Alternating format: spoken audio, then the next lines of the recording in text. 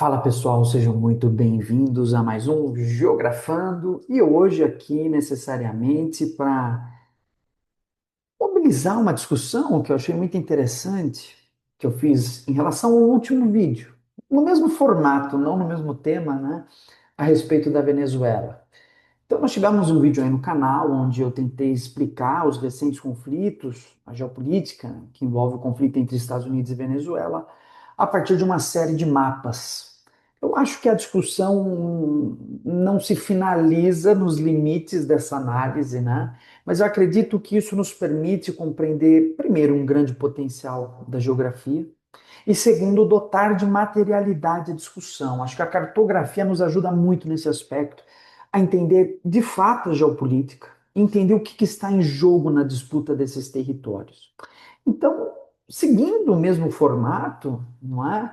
Que fiz em relação à Venezuela, hoje também vou trazer uma série de mapas que buscarão demonstrar, por via da geografia, como nós podemos, de alguma forma, compreender os conflitos que envolvem agora a recente polêmica entre Estados Unidos e Dinamarca, né, no que diz respeito também à posse do território da Groenlândia, certo?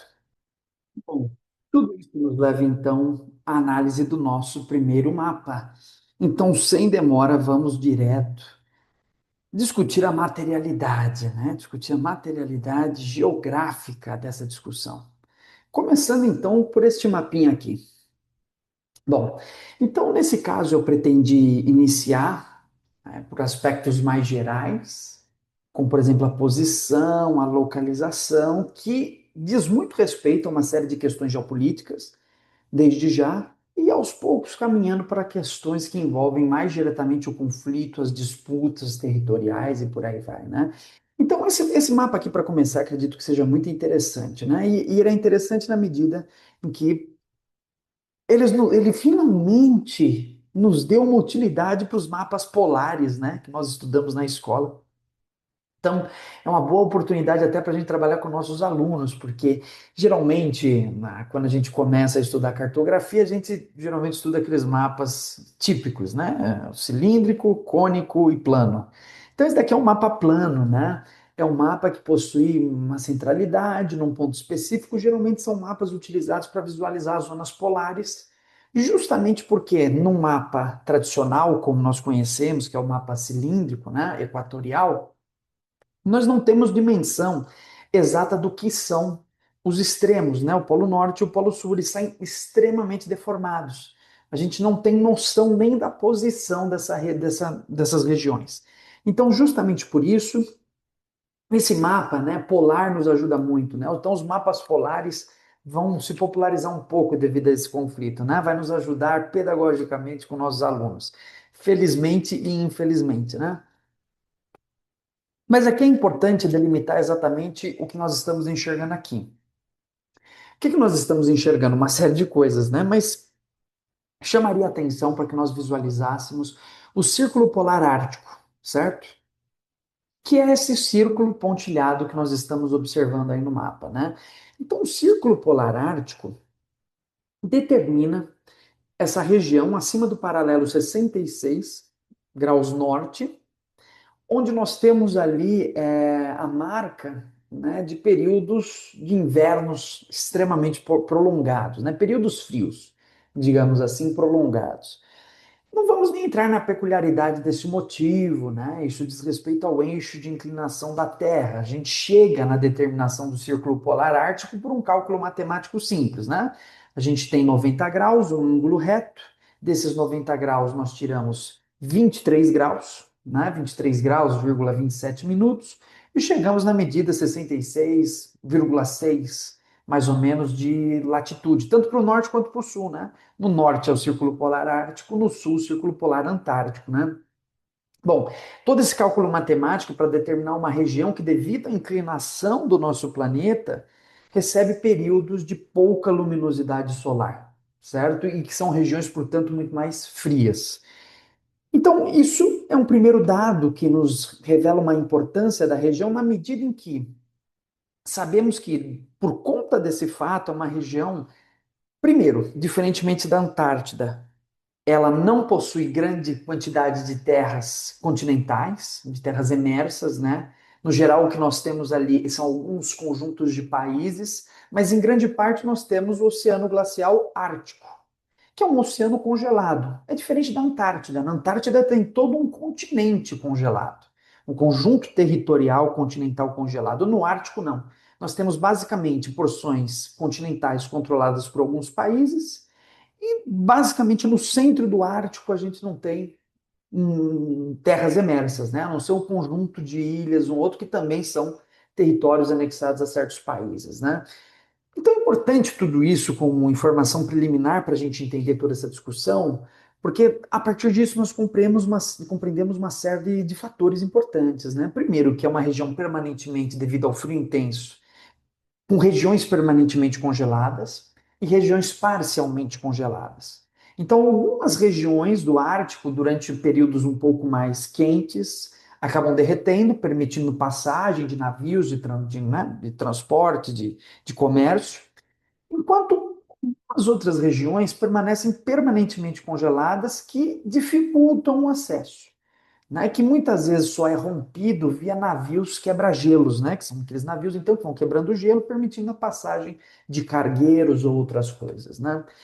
Então essa informação é preliminar para a gente entender os aspectos naturais, né, para começar, porque a gente vai ver que no final esses aspectos naturais dizem muito respeito aos aspectos geopolíticos que estão aí em discussão. Comecemos por aí então, né? Notemos o fato, isso eu já os adianto para que vocês já comecem a perceber essas relações, de que vivemos atualmente o contexto das mudanças climáticas, mudanças essas que acompanham um aquecimento médio das temperaturas globais. O que, por sua vez, tem gerado impactos significativos no degelo dessas regiões. Então, são regiões que estão passando por um processo de degelo. E justamente esse processo de degelo tem como resultado a abertura de novas vias de acesso. Então, essas regiões, as quais eu coloquei que ficam permanentemente congeladas, passam a ficar parcialmente congeladas, em alguns casos, permanentemente descongeladas. Isso abre novas oportunidades de rotas, né? De navios, de comércio, de transporte, que acabam ficando ali estratégicas para esses países, como veremos. Mas que países são esses, né? Que fazem parte aí do conjunto desses países árticos. Vamos lá então, ó. Nós temos vindo aqui do oeste, Canadá, porção norte do Canadá pouco ocupada, né? Região bem mais desocupada, com basicamente bases científicas ou bases militares, não é? A gente passa pela Groenlândia, então aqui mais um aspecto importante. A Groenlândia não é um país independente. Como território dinamarquês, ele tem certa autoridade, ou seja, é uma província dinamarquesa que tem autonomia política. Faz parte do território dinamarquês, por isso presta contas ao governo da Dinamarca, mas é necessariamente um território marcado por disputas, inclusive movimentos de independência, movimentos que querem a independência em relação à Dinamarca, com um parlamento que pode ter autonomia de tomada de suas próprias decisões, apesar de que sempre submetidos ao poder central dinamarquês. A Dinamarca, então, flexibiliza, abre mais sua política como meio de garantir a sua ocupação, não gerar, portanto, conflitos em relação à Groenlândia e o próprio governo dinamarquês. E mesmo nesse aspecto, né, nós temos movimentos de descontentamento social, né? Então é uma região autônoma, né, dinamarquesa, com suas próprias dinâmicas políticas, mas que presta conta ao governo central dinamarquês. Vejam só, isso, como veremos, não necessariamente dá abertura política para a ocupação dos Estados Unidos. A população da Groenlândia, né, eles não, apesar de todo esse enfoque, essa busca por independência, eles não se apoiam nos Estados Unidos para buscar essa independência. Ou seja, nesse conflito que envolve, e é isso que nós queremos discutir aqui hoje, né, o processo onde os Estados Unidos querem se incorporar desse território, a Groenlândia não opta por se apoiar no poder dos Estados Unidos contra o governo dinamarquês, o que é uma dinâmica importante, porque em outros momentos isso já ocorreu, certo? Por exemplo, na independência do Panamá, né? Panamá fazia parte de um país chamado Gran Colômbia, Estados Unidos vê que há um descontentamento no norte da Grã Colômbia em relação ao governo, financia guerrilheiros para derrubar o governo e criar um novo país independente, que é o Panamá. Então, os guerrilheiros panamenhos se apoiam nos Estados Unidos para conseguir sua independência. Não é o caso aqui da Groenlândia. Você não tem agora, nessa questão geopolítica, movimentos significativos de dinamarqueses apoiando a independência da Groenlândia via o apoio militar dos Estados Unidos. Nesse caso, eu diria que há um efeito contrário mais significativo, que é reforçar o nacionalismo dinamarquês. Olha só. O que poderia ser uma oportunidade para os Estados Unidos desestabilizar a Dinamarca via insuflando, né, exaltando o seu nacionalismo, né, a partir da Groenlândia, né, desse nacionalismo independentista, não se realiza. A população da Groenlândia sai em favor dos próprios dinamarqueses, do próprio governo da Dinamarca, e não se propõe uma aliança com os Estados Unidos nesse processo. É claro que há dissidências, sempre, mas a base forte, o núcleo forte do parlamento na Groenlândia e na Dinamarca se reforçaram. Né, se reforçaram, né, mostrando que talvez esse ataque dos Estados Unidos tenha um efeito mais contrário em relação às suas expectativas, que é necessariamente o reforço, né, da relação entre esses territórios. Bom, então esse é um primeiro ponto, para a gente já delimitar o que é, de fato, a Groenlândia de um ponto de vista político, suas questões, né? Bom, então Groenlândia, então, como parte do território dinamarquês. Depois, se a gente seguir, a gente vai ver que há Suécia, Noruega, Finlândia, né? Então, na ordem Noruega, Suécia, Finlândia, e depois a gente tem a Rússia. Acabou por aí? Claro que não, né? Muitos esquecem, mas os Estados Unidos também é um país ártico por conta do Alasca, que está lá em cima, né? O Alasca está dentro do território do Círculo Polar Ártico. Então, os Estados Unidos também é um país ártico, não é mesmo? Bom, então isso é importante para a gente saber quais são as potências que estão ali. E é claro que, historicamente, nós sabemos que essas potências não necessariamente se dão muito bem. Então, analisando o conjunto dessas potências, nós podemos dizer, né, nesse momento que vos falo, né, eu estou gravando esse vídeo dia 20 de 1 de 2026, as relações entre Estados Unidos e Canadá estão fragilizadas a partir do governo Trump. Não é? O governo Trump buscou levantar barreiras, isso desde o fim do NAFTA, né, do bloco econômico, e agora a criação do SMCA, né, que é o novo bloco que existe ali. O Trump buscou, desde o seu primeiro mandato, reforçar barreiras alfandegárias contra os canadenses, inclusive realizando ataques diretos contra o governo do Canadá. Que, do ponto de vista geopolítico, é uma estupidez tremenda, né? Acho que os Estados Unidos têm um grande problema em compreender que na geopolítica sempre conta mais o poder positivo e que nós só usamos o poder negativo como último recurso. O que que é isso? Poder positivo é o poder da coerção. É muito melhor você ter amigos do que inimigos na geopolítica. É muito melhor conquistar pela amizade, pela identidade, pela diplomacia, do que do ponto de vista dos conflitos. Os conflitos surgem só em relações irredutíveis, certo?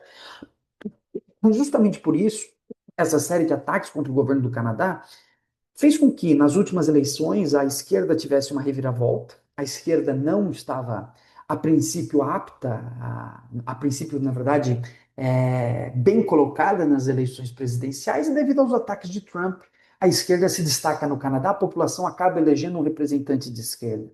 Esse representante de esquerda agora está se aproximando da China, e devido ao conjunto de barreiras que Trump levantou a partir do seu tarifaço, um dos aliados mais tradicionais dos Estados Unidos, que é o Canadá, acabou se aproximando de uma série de dissidentes dessas alianças, porque também Donald Trump chega a taxar com grandes taxas o Japão e a Coreia do Sul, ou seja, aliados tradicionais, tradicionalíssimos dos Estados Unidos, sendo taxados.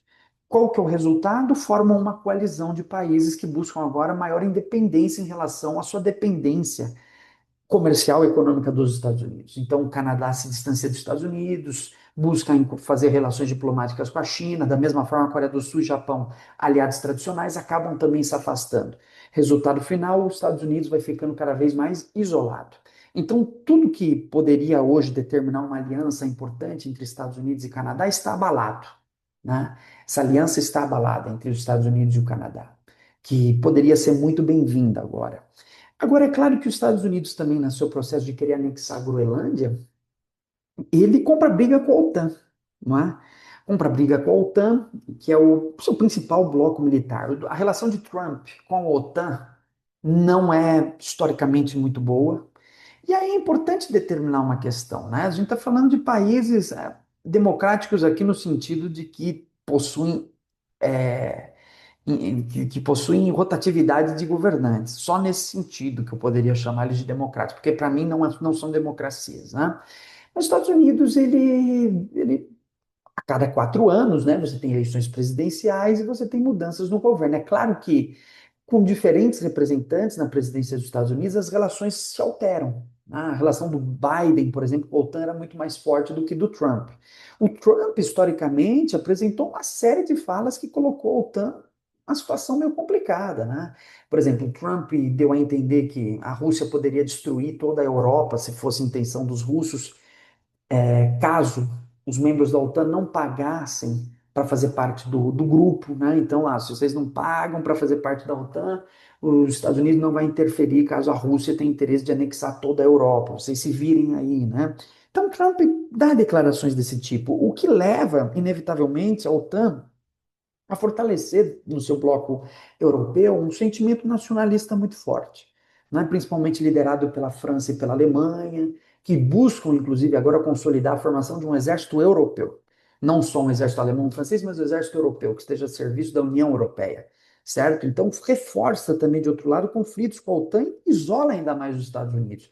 Bom, no momento em que nós nos encontramos agora, alguns países, membros da OTAN, já enviaram tropas, né, para reforçar a defesa da Groenlândia, como, por exemplo, a própria Dinamarca, a Finlândia, a Noruega, né, entre outros países europeus, que enviaram tropas para reforçar a defesa desse território. Então, vocês podem perceber que a relação entre Estados Unidos e OTAN, e é bom lembrar, né, a título de quem não conhece, a OTAN, a organização militar, da Organização do Tratado do Atlântico Norte, foi formada em 1949, no período da Guerra Fria, para combater os russos. Então, uma aliança militar de defesa. Se algum membro da OTAN é atacado por alguma outra potência, todos os países membros da OTAN são obrigados a declarar guerra contra esse país que realizou o ataque, certo?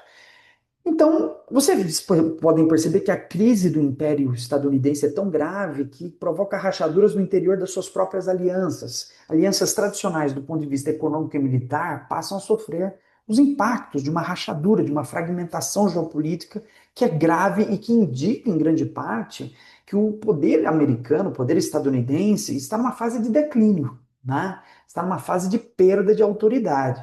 Eu diria que existem dois aspectos centrais que sempre indicam, né, o processo de diluição, de erosão, né, de desgaste dos grandes impérios mundiais, que nós observamos historicamente, né, pelo menos desde a globalização. Mas, inclusive, diria, se aplicaria até em períodos anteriores. O primeiro aspecto é o aumento da militarização do mundo. Um sinal claro de que um império, uma grande potência está em decadência é a militarização. Ele não consegue mais convencer os países a ficarem na sua zona de poder. E dada a sua crise, não convém mais a esse país, diante da crise econômica, diante da crise política, sustentar alianças amigáveis. Ele parte para a agressividade. É como um animal que está ferido, né? Se você tem um animal ferido, um cachorro ferido, e você tenta tocar na patinha dele para ajudar, ele te morde, ele fica agressivo, certo? É basicamente esse o contexto dos Estados Unidos nesse caso. O primeiro sintoma é esse. O segundo sintoma, nesse caso, eu diria que são as crises políticas internas. Estados Unidos, então, a gente observa nos últimos tempos uma grande fragmentação na sua política interna, o aumento dos radicalismos, o aumento dos separatismos. Não vamos nos esquecer aqui que o Texas ameaçou se tornar independente dos Estados Unidos caso a eleição de Donald Trump não fosse confirmada.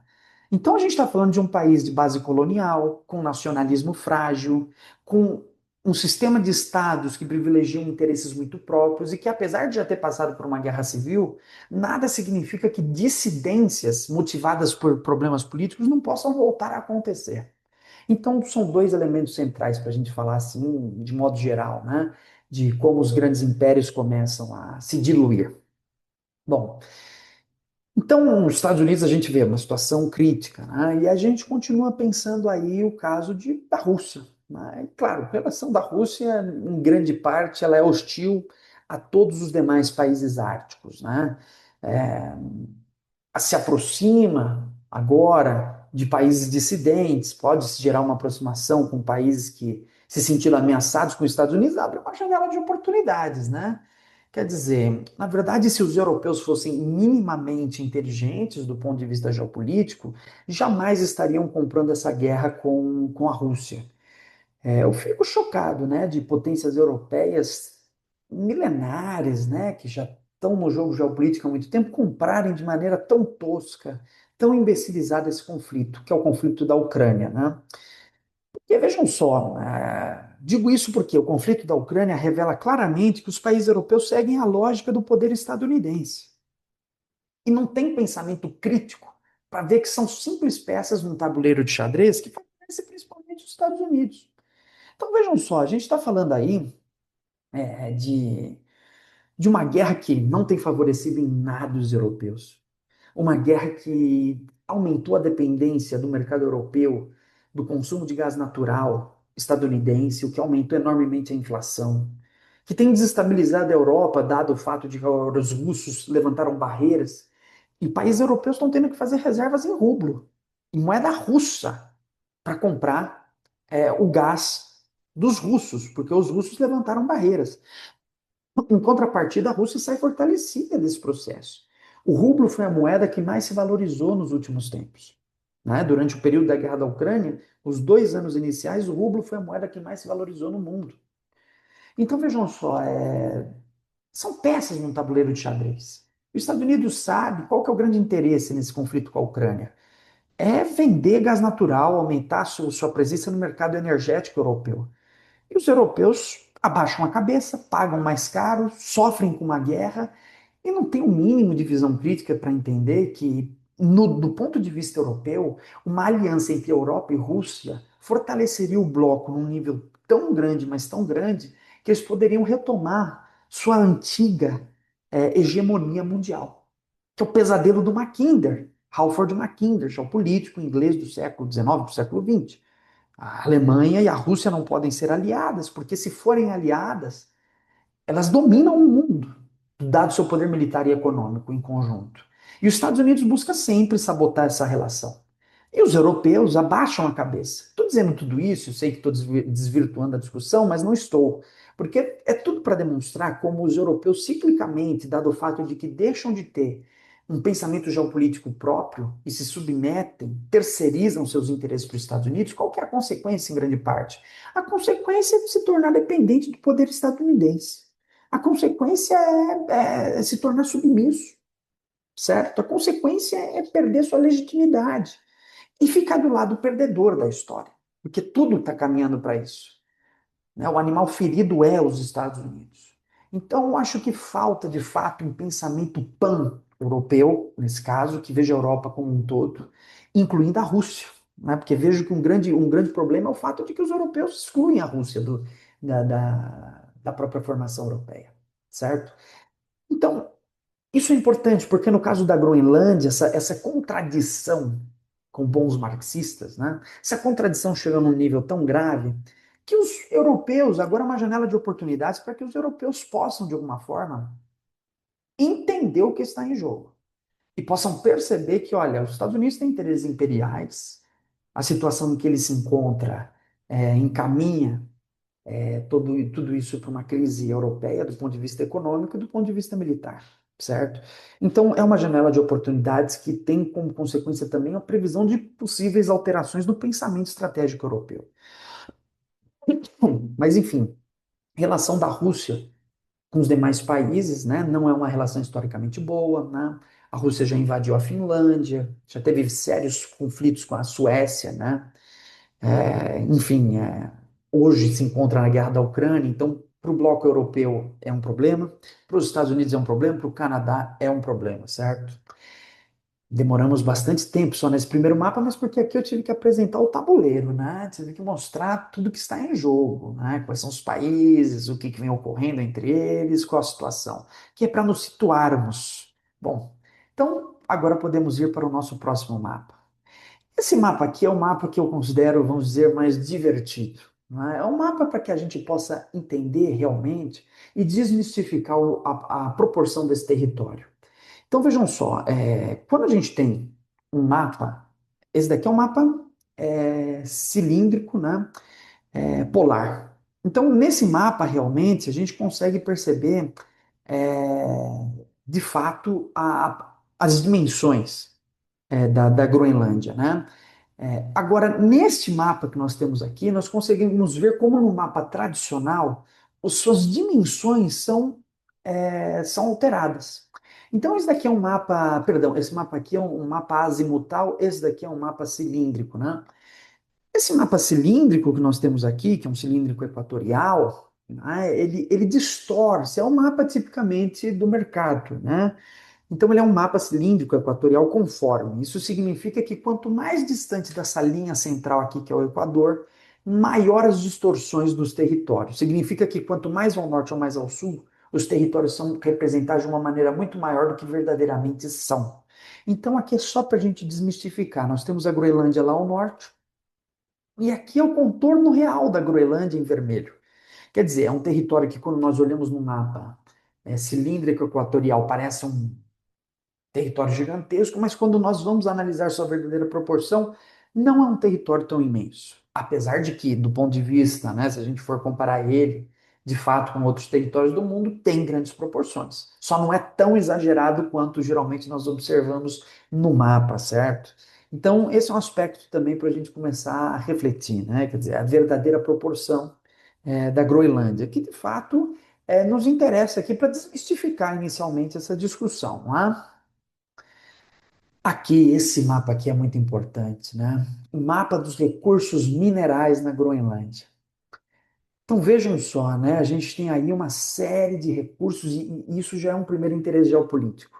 De todos eles, né? Claramente o que mais interessa são as terras raras e as reservas de petróleo, né? Então vejam só, a maior parte da concentração de terras raras se encontra, né, aqui em verde, que nós estamos vendo distribuídos, claro, ao longo da costa, porque veremos que o centro da Groenlândia é desocupado, né, já estamos vendo agora, na verdade, o centro da Groenlândia é desocupado, e nós temos ali uma região que tem uma característica geográfica específica, fiquem aí que nós já vamos ver. Então, assim, a ocupação se dá principalmente ao longo das suas margens, e no caso da Groenlândia, a maior parte da população se concentra ao sul, que é muito mais quente, na sua porção sudoeste, né, na margem voltada ao Canadá e Estados Unidos. Então, justamente nessa região aqui, né, onde nós estamos vendo, mais a sudoeste, o que mais interessa os Estados Unidos é o conjunto das terras raras. Né? Terras raras é o que? É um conjunto de uma série de minerais que tem importância mundial estratégica. Que os Estados Unidos, apesar de ser um dos maiores países do ponto de vista territorial do mundo, tem pouco acesso. A ideia é que, assim, quanto maior o território, maior a chance de você encontrar terras raras. Se não me engano, os Estados Unidos era o oitavo no mundo em terras raras. Mas o que eu sei certamente é que o primeiro colocado em terras raras no mundo é a China e que o segundo colocado em terras raras no mundo é o Brasil. Então vejam só, dois países estratégicos fazem parte do BRICS e que levantam barreiras aos interesses estadunidenses em explorar esse território, certo? A China tem reservas superiores à maioria, né? Quer dizer, inclusive a proporção de diferença entre China e Brasil é o dobro. A China tem o dobro de terras raras do Brasil. Isso é a diferença entre o primeiro e o segundo colocado. Então é coisa pra caramba, né? Então os Estados Unidos têm muito interesse nas terras raras. Por quê? Porque as terras raras, esse conjunto de minerais, fazem parte do desenvolvimento da indústria de tecnologia de ponta, de comunicação, de internet no mundo hoje. Então vejam só, geografia, para que estudar geografia física? Por causa disso, né? Porque entender o que são esses minerais, sua distribuição, é fundamental para entender a geopolítica, certo? Então, esse é o processo que nós estamos aqui, né? Tentando entender o impacto do espaço físico, do seu espaço natural, nas determinações, nos condicionamentos dos conflitos geopolíticos no século XXI. E aí vemos, né, as terras raras. Claro que os outros também interessam enormemente os Estados Unidos, mas principalmente as terras raras e as principais bacias de petróleo também próximas às margens da Groenlândia, que são também centrais. Vejam só, retomando só rapidamente a discussão que eu já comecei a fazer lá no vídeo sobre a Venezuela. Estados Unidos hoje tem pouco acesso às reservas de petróleo, né?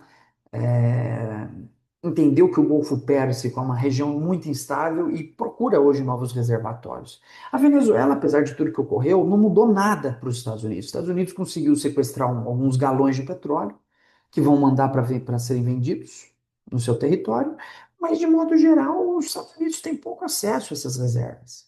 Então, as reservas venezuelanas continuam sob a soberania da Venezuela. Então, os Estados Unidos busca também mercados, né, e territórios alternativos para fazer a exploração do petróleo, que agora para eles é um problema. Isso diz respeito a uma série de questões geopolíticas. Eu quero em algum momento falar aqui no canal com vocês. A questão do petrodólar, por exemplo, que é central nesse aspecto. Bom, então aqui a gente vê o cobre, o diamante, ouro, grafite, minério de ferro, níquel, terras raras, titânio, vanádio, né, tungstênio, zinco e o petróleo. Então vejam só, isso é imperialismo, certo? Não há outro termo para ser colocado aqui. É imperialismo na medida de que o que é imperialismo definido da sua forma clássica? A busca por mercado consumidor, mão de obra e não vamos nos esquecer matérias-primas. E é isso que os Estados Unidos busca aqui também, né? Um conjunto de matérias-primas para reaquecer sua indústria, reaquecer sua economia. Então tá aí, né? Eu lhes disse que eu ia mostrar por que o interior da Groenlândia não é ocupado, é por esse fato, né? A Groenlândia é considerada a maior ilha do mundo. Mas vejam que o centro dessa ilha é um centro ocupado por um grande lago, não é? Então, esse centro ocupado por um grande lago permanentemente congelado é uma região realmente desocupada, né? São uma região muito fria, sem terras emersas, né? O que faz com que a população se localize próxima do litoral, onde mantém contato com o mundo, né? Através da navegação, e principalmente ao sul, onde é um pouco mais quente, né? Então, é importante até a gente, do ponto de vista geomorfológico, né, colocar que essa formação tem grande parte resultado de movimentos glaciais, né? Então são lagos glaciais formados pela expansão e contração do gelo, que vai abrindo esses espaços, né? Então, no geral, o que nós temos é uma população que ocupa principalmente as margens da ilha e principalmente o sul mais quente. Então, por isso o centro não é ocupado e por isso que também no centro nós não temos grandes reservatórios de certos minerais. Mas tem um mineral aqui muito importante. Que mineral é esse? O gelo. O gelo, formado naturalmente, é um mineral. Então, a Groenlândia também possui, como recurso natural importante, grandes reservatórios de água. Vejam que o comércio de água também é um comércio importante num sistema capitalista global, onde os recursos hídricos vão se tornando cada vez mais escassos devido à sua poluição. Então, também é interesse dos Estados Unidos realizar a exploração do comércio de água na região. Apesar de que nós estamos falando de gelo, né, também é uma possibilidade. Esses reservatórios de recursos hídricos são importantes para se pensar a Groenlândia. Muito bem, esse mapa aqui é muito interessante, né? Esse mapa aqui das rotas árticas. Já estamos entrando agora em aspectos mais devidamente diretos dessa geopolítica. Então, aqui nós temos um mapa, né, que na verdade mostra as rotas árticas entre o Canadá e a Europa. Rotas essas que também são utilizadas, né, pelos Estados Unidos, né? Então vejam bem, a gente tem aí rotas que passam pela Groenlândia, que são fundamentais. Em azul, né, a gente tem a rota do Mar do Norte, né, que é uma rota que também é essencial de comércio.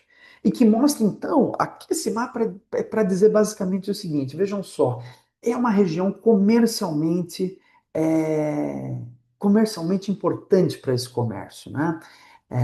De passagem.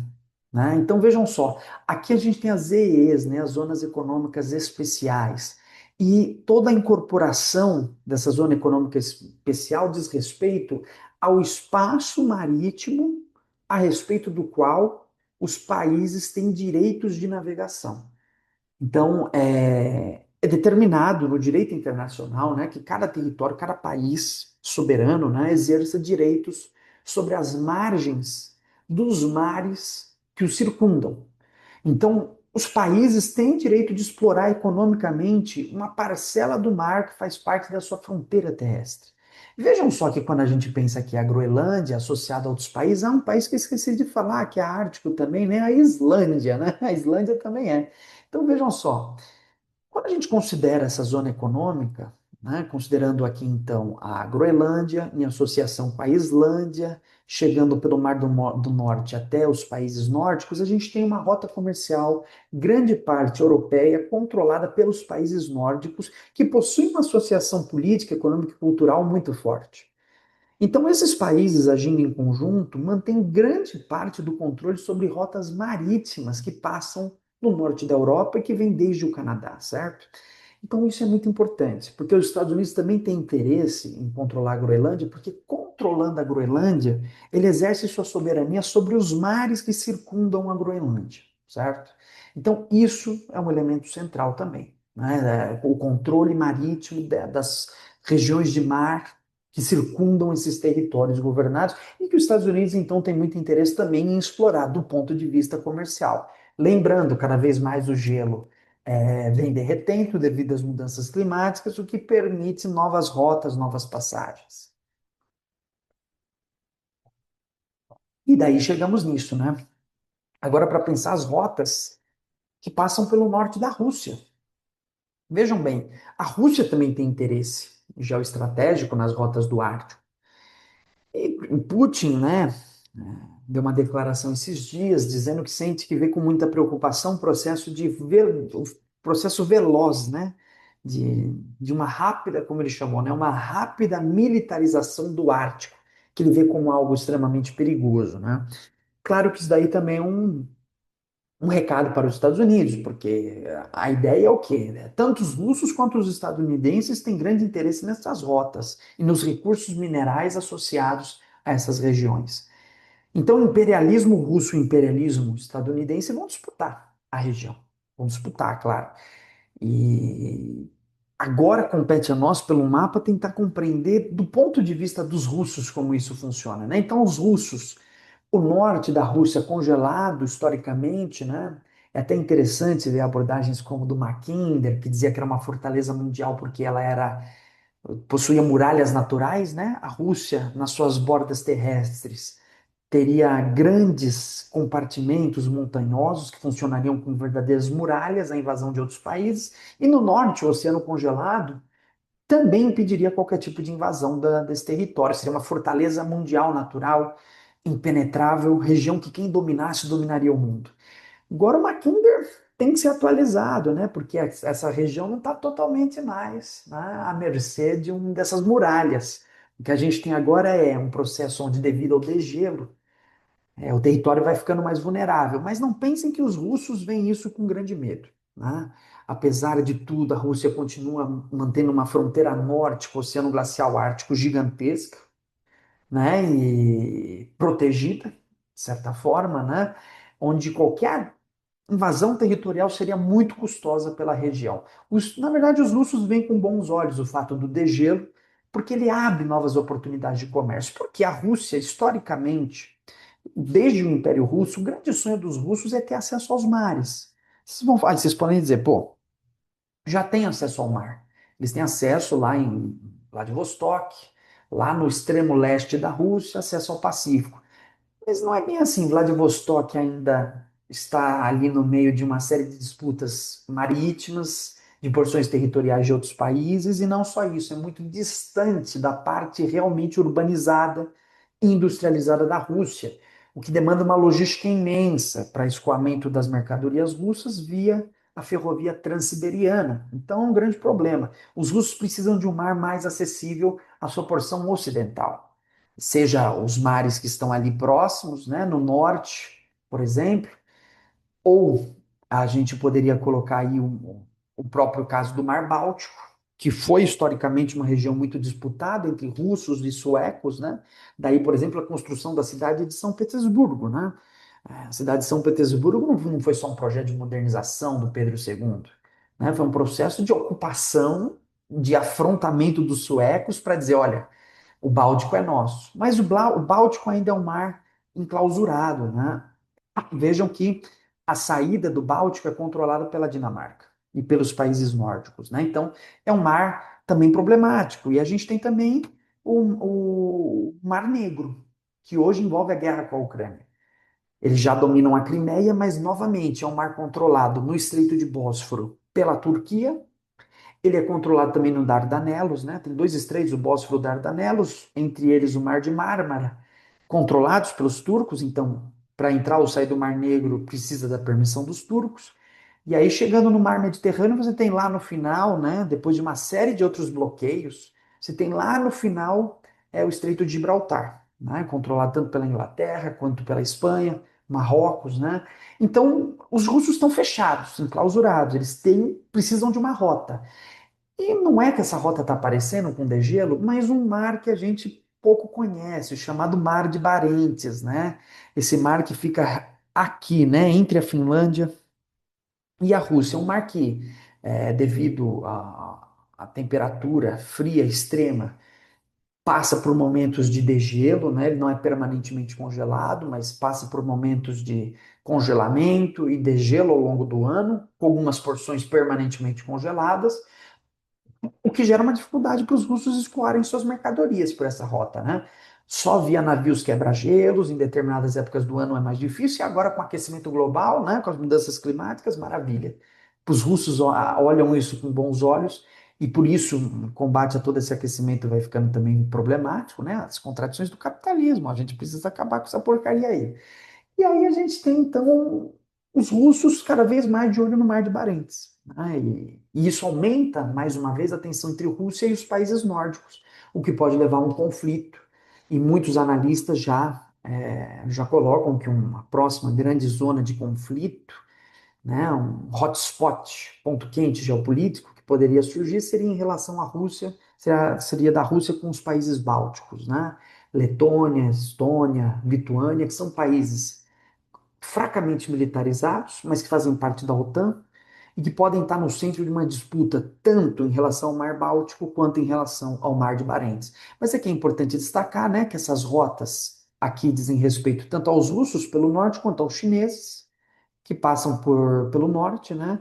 Mas vejam só, até do ponto de vista chinês e agora saindo da Rússia e indo para a China, é, hoje a rota tradicional utilizada é a rota do Canal de Suez. Então os chineses precisam atravessar o Mar do Sul da China. A China, a gente não percebe, né? Mas ela é extremamente enclausurada do ponto de vista dos territórios marítimos, né? A gente tem ali uma série de territórios marítimos em disputa, né? Já o Mar da China é um mar de várias territorialidades que se sobrepõem, desde Taiwan, passando pelas Filipinas, passando pela Indonésia, pelo sudeste da Ásia. É uma rota complicada, bem enclausurada para os chineses, né? Mas não apenas isso. É uma rota enclausurada e é uma rota também muito mais cara do que a rota que poderia existir pelo norte, né? Atravessando essas regiões frias da Rússia, dado o degelo que vem se produzindo, né? Então, vejam, vindo pelo sul para chegar em Paris, por exemplo, ó, a rota é muito mais cara. Se nós utilizarmos então essa rota vindo pelo norte, fica muito mais barato. E aí o aquecimento global leva inevitavelmente, a partir das mudanças climáticas, a uma disputa por essa região que vai se valorizando. China, Rússia, Estados Unidos, todos veem, opa, ali tem algo de interessante, a gente precisa se apropriar.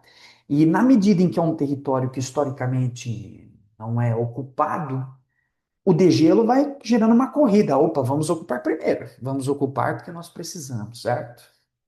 Bom, aqui é mais uma vez para a gente analisar algumas rotas, né? Agora comparando as rotas tanto pela via dos canadenses e Estados Unidos, pelo Alasca, né? Passando também pelo norte da Rússia. Então, algumas rotas de navios, né? Em vermelho, a rota noroeste, em azul, a rota nordeste, e em verde, a rota transpolar. Então, vejam, aí é uma região que aumenta-se enormemente o interesse, dado sua posição estratégica de distribuição dessas mercadorias, principalmente entre os países do norte, que é onde o grande capital está concentrado, né? Então, vejam aí que a gente tem um contato cada vez mais próximo dada a utilização mais intensiva dessas rotas, da Europa com os Estados Unidos e o Canadá no hemisfério norte, certo? Aqui começamos a ver agora aspectos dessa briga, né? Essa briga mais feia. Vejam só, aqui são os territórios reclamados, né, pelos países no Ártico. Então, olha só, aqui em amarelo é o território que a Noruega reclama como seu. Vamos lembrar que aqui no norte a gente tem uma ilha norueguesa muito importante, né? Lá onde está o celeiro do fim do mundo, aquela história toda, né? É, que é uma ilha ocupada, inclusive, né? Mas que está bem dentro do Círculo Polar Ártico. Se não me engano, é o território ártico mais ao norte ocupado no mundo. Portanto, o território mais frio, mais ao norte, ocupado por seres humanos no mundo, né? A ilha de Svalbard, né? Que é uma ilha, então, sob o domínio da Noruega. Então, aqui, por conta da ilha de Svalbard, a Noruega reclama o território como seu. Nós temos então aqui, em vermelho, também um território reclamado pela Dinamarca, da Groenlândia, certo? Então vejam só como a Groenlândia ocupa uma boa parte desse território ártico. Vejam só. Depois nós temos o Canadá, em azul, os Estados Unidos, em roxo, por conta do Alasca. E olha só aqui que problemático, né? Nós temos a Rússia em verde. A Rússia, como tem uma porção norte extensa, ela ocupa praticamente metade de todo o território no Ártico. Então, isso é um perigo, um risco geopolítico para os Estados Unidos. Opa, os russos estão lá e eles ocupam pelo menos metade. Eu gosto muito desse mapa aqui, porque ele funciona também como um gráfico. Olha que interessante, né? É um gráfico de pizza. E a gente pode ver mais ou menos a proporção, né? A Rússia teria quase metade. Mas vejam aí que a Groenlândia teria uma parcela significativa. A gente poderia colocar aí uns 20% pelo menos. E os Estados Unidos, que está ali no roxo, com uma parcela pequena, fala: opa, nós temos mais interesse em expandir esse território. Portanto, tudo aquilo que nós estamos vendo aqui em vermelho seria, na verdade, ocupação estadunidense caso eles viessem a ocupar a Groenlândia. Então, opa, novas rotas de comércio, novos recursos minerais, e os Estados Unidos poderiam até mesmo ficar em pé de igualdade de comprar uma briga com a Rússia. Eu vou lembrá-los, os senhores, né, de que um dos principais geopolíticos estadunidenses, responsável por uma série de atrocidades, né, como por exemplo a criação e o militarismo, né, o envio de armamentos dos mujahedins na luta do Afeganistão, né, responsável por desestabilizar enormemente o Afeganistão na guerra entre Afeganistão e União Soviética, né, uma figura central do pensamento geoestratégico e militar estadunidense, foi o geopolítico Zbigniew Brzezinski. E o Brzezinski, ele colocava uma questão central, que até hoje é tida como questão de segurança para os Estados Unidos, que é o fato de que ele já te colocava no período da Guerra Fria que uma guerra entre Rússia e Estados Unidos teria como palco privilegiado o Ártico. Então, agora entrando nos aspectos militares de fato, eu diria, não se trata apenas de uma questão geoeconômica, ou seja, como se desse para separar, inclusive, não dá, né? Geoeconômica e geopolítica estão misturados. Mas vejam só, não se trata só do fato de que os Estados Unidos quer rotas comerciais ou que os Estados Unidos quer os recursos minerais, que são elementos importantes. Mas o que os Estados Unidos também quer? A posição estratégica dessa região. É uma região que, do ponto de vista estratégico, é, é fundamental para o poder estadunidense. Então, se a guerra vai ocorrer principalmente no Ártico, uma possível guerra entre essas potências, na disputa pela hegemonia mundial, o palco privilegiado é o Ártico, e veja só, é uma região desocupada, o risco de destruição de grandes cidades é pequeno, né, os impactos, dadas as grandes proporções de armamento de destruição em massa no mundo hoje, são reduzidos nessa região. E os Estados Unidos sabe muito bem disso e fala: opa, eu quero ocupar também esse território porque ele me dá uma maior oportunidade geoestratégica. Construção de novas bases militares, de sistemas antimísseis. E, na verdade, os Estados Unidos já tem uma base militar na Groenlândia. Já tem. Mas ele não se contenta com isso, precisa ocupar mais, é preciso aumentar nossa posição, certo? Então, também vem desse fato. Então, essas são as disputas territoriais, né? E os Estados Unidos, então, vê essa região da Groenlândia também do ponto de vista dessa posição geoestratégica. 9, mapa 9, né? A gente tem, então, aí, como eu disse para vocês, né? Base espacial americana de Pituffik, acho que é assim que se pronuncia, perdão se eu errei, né? Mas esses nomes não colaboram, né? E a gente vê então, né, presença militar dos Estados Unidos no norte, numa região desocupada, né, região com praticamente zero de população, a não ser a sua população científica militar. A gente tem a presença militar dinamarquesa, né, principalmente na parte leste e sudoeste da ilha, próximo dos grandes centros urbanos. E os grandes centros urbanos, cidades com mais de 1.000 pessoas, a gente tem, como eu mencionei para vocês lá atrás, principalmente no sudoeste da ilha, nas regiões mais quentes e próximas do litoral. Então, isso daqui é para mostrar que, olha, os Estados Unidos já têm uma base militar.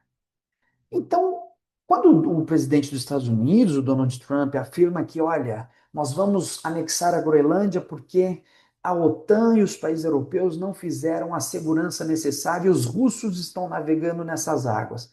É uma grande mentira, já começaria dizendo isso, é falso que os russos já estão navegando nesses territórios, a não ser por um momento ou outro onde se aproxima um pouco mais, via pelo Mar do Norte, mas não de fato chega nas vias da Groenlândia, né? Se a Europa falhou, os Estados Unidos também falhou, porque os Estados Unidos têm uma base militar na Groenlândia, ele poderia muito bem fazer a vigilância desse território. Então, é toda uma falsificação, como nós já sabemos, os Estados Unidos sempre procede com falsificações, com acusações falsas, né, com criação de uma série de bodes expiatórios, né, uma série de inimigos falsos para atingir os seus verdadeiros interesses. Mas fato é que a região já é militarizada, não só pelos Estados Unidos, mas pelos dinamarqueses. E o nosso mapa 10? Esse mapa a gente viu lá na Venezuela, isso daqui é para ver de novo, né? A distribuição das bases militares dos Estados Unidos no mundo. Vejam, a região mais militarizada do ponto de vista dessas bases militares americanas é justamente a OTAN, no que diz respeito à Europa, né? E o que inclui, inclusive, a proximidade com a Groenlândia. Vejam só que só na Islândia, que está ali também próximo à Groenlândia, os Estados Unidos também tem bases militares, né? Na Islândia, próximo à Groenlândia. E não só lá, também tem bases militares na Inglaterra, 25 bases ou mais na Inglaterra. Tem bases militares na Irlanda, tem bases militares, inclusive, na Noruega, que é esse país que agora sai em defesa dos interesses da soberania da Dinamarca na região. Então vejam só, nesse caso, esse mapa mostra mais uma vez o declínio do poder americano também é apresentado nesse mapa. Apesar de ter todas essas bases espalhadas pelo mundo, eles não conseguem manter sua hegemonia. Então, não basta mais só ter bases, é preciso invadir, é preciso anexar territórios. Essa é a lógica que os Estados Unidos está começando a propor. Não sabemos se isso é fogo de palha do Trump. Não sabemos. Mas eu trarei para vocês aqui um bônus, porque quando eu faço esse vídeo são 10 mapas, eu vou trazer um 11º, que é um mapa que eu mostro bastante no canal, que é o mapa do Kroll geopolítico nazista. Vejam só, o Kroll, ele desenvolve o mapa das pan-regiões. Então vocês estão vendo aí que esses círculos identificam zonas de influência. Ele determinou 4. Pan-região americana, que teria os Estados Unidos como liderança, incluiria todo o continente americano. A pan-região europeia, liderada pela Alemanha nazista, incluiria a Europa Ocidental e a África. A pan-região soviética seria basicamente o que os soviéticos já controlavam, e haveria também a pan-região do leste da Ásia, comandada pelo Japão, não pela China, que na época não era grande expectativa de potência mundial, né? Então, essas são as 4 pan-regiões, segundo o Kroll e seus líderes. Pan-regiões no sentido de que ali se encontrariam os recursos necessários ao desenvolvimento, tanto de uma paz mundial, porque as potências se equilibrariam, não vou querer o território do outro, porque aqui eu já tenho tudo que eu preciso, né? Quanto do ponto de vista do desenvolvimento dos próprios países, porque eles teriam acessos específicos a certos mercados, matérias-primas e mão de obra. imperialismo total isso daqui, né? A ideia dessa paz não é uma paz com Z, não. É uma paz com X, é uma pax, né? É a imposição de uma ordem via força no mundo, certo? Então vejam só, a gente tem esses territórios. Agora, por que esse mapa aqui? Porque vejam que a Groenlândia é colocada como zona de influência americana nesse mapa. Esse mapa aqui ainda dá uma confusão, porque você tem esse risquinho aqui que parece que não é, mas tem um outro mapa do Rolschoffer, onde claramente ele delimita a Groenlândia para os Estados Unidos.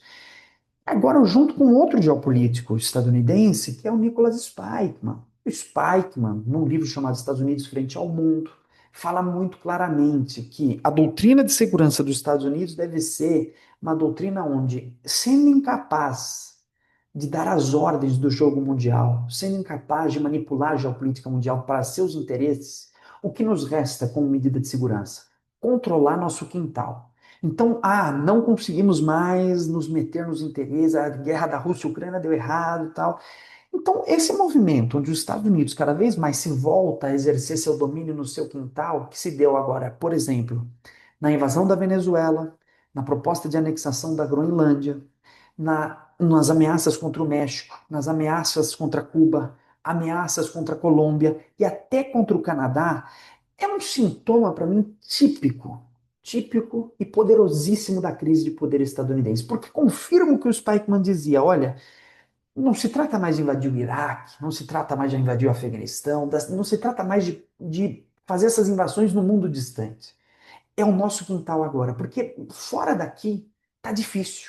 Israel-Palestina a gente não está dando muito certo, China-Taiwan, não sei o que vai dar, Afeganistão a gente foi derrotado, Iraque está ingovernável, a Rússia está ganhando a guerra da Ucrânia, então, opa, tá dando ruim lá fora. Agora a gente precisa garantir que os que fazem parte do nosso continente, que é o continente americano, sejam domesticados, sejam obedientes, abaixem a cabeça.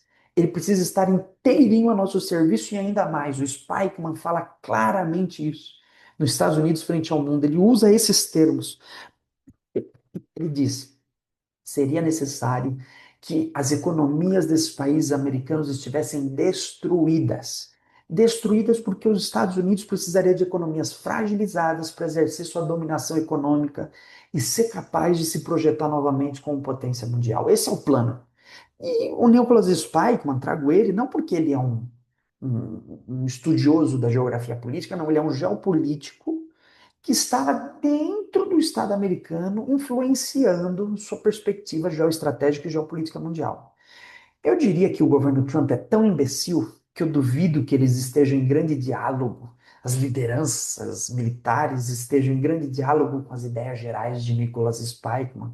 Eles não têm nem capacidade para isso. Mas o seu pensamento reverbera entre a alta cúpula do exército e determina modelos de ação, determina formas de atuação nessas regiões.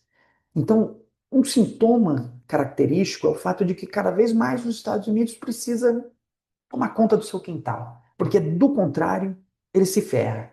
Né? No mundo, essa geopolítica de intervencionismo, de desregulamentação continua existindo, os Estados Unidos continuam intervindo, mas o fato de que se volta para o seu quintal é significativo da crise, da erosão, do desmantelamento do seu próprio império. Bom, acho que é isso. Acabamos por aqui. Esse era o último mapa, um mapa extra para pensarmos aí. E espero que o conjunto desses mapas convide a uma reflexão importante sobre os tempos em que vivemos, onde o militarismo é crescente. O fato, né? Eu lembro o professor Vanderlei Messias da Costa, quando ele disse que o fato de que falamos muito de geopolítica geralmente indica que a coisa está piorando. E está piorando, né? Eu preferia vir aqui falar com vocês de coisas mais belas. A geopolítica é uma ciência do horror, não é? Preferia vir aqui falar de filosofia da arte, né? Preferiria vir aqui falar de qualquer outra questão filosófica, que seriam as questões verdadeiramente nobres do espírito humano. Mas falar de geopolítica também é falar de paz. Isso é importante lembrar, né? Falar de geopolítica não é só falar de guerra e do horror. Sem geopolítica, se a geopolítica é a via para se realizar as guerras, a geopolítica também é a via para se realizar a paz. Porque a geopolítica ela explica as relações entre os territórios e permite, a partir das análises, desde que colocada na mente das lideranças dos países, desde que colocada como projeto civilizatório, permite a devida representação dos países, a devida representação do terceiro mundo, permite revelar os verdadeiros interesses imperiais dos países e como combatê-los. É uma arma de duas vias. Ela pode servir para fazer a guerra, mas ela é fundamental, necessária, imprescindível para também se fazer a paz. Isso, pessoal. Dúvidas, comentários, questões, sugestões de vídeo, o que for, deixem aí e até uma próxima.